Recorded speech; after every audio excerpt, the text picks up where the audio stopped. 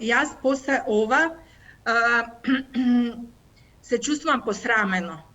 5. мај, денот на македонскиот јазик, оваа година го одбележуваме во период кога откажувањето токму од него стана услов за напредок во евроинтегративниот пат на Македонија.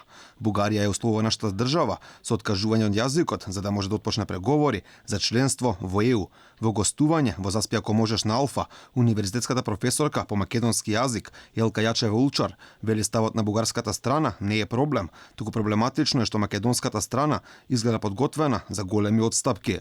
Со години наназад на сите конференции, на сите конгреси, на сите славистички средби, каде што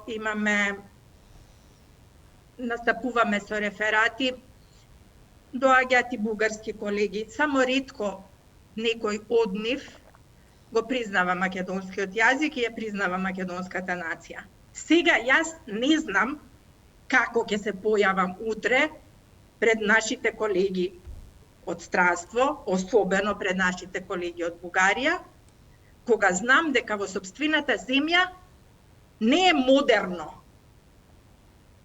да си македонец и да зборуваш македонски. Лидерот на опозицијата Христијан Мицковски вели како никогаш порано македонскиот јазик и нација се ставени пред премрежија и негација поради лошите и непромислени политики на актуелната власт. Македонската нација и јазик поминале низ поголеми премрежија, но останале тоа што се.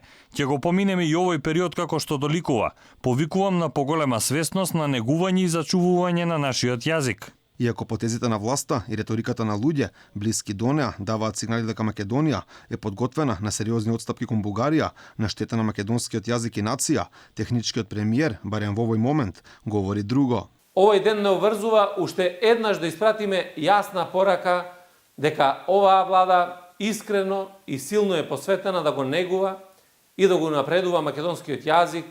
Јазикот не е единствено нешто од што Бугарија бара да се откажеме. За евентуален напредок на патот кон ЕУ се бари откажување од малцинството, како и да се признае дека Гоце Делчев бил бугарин.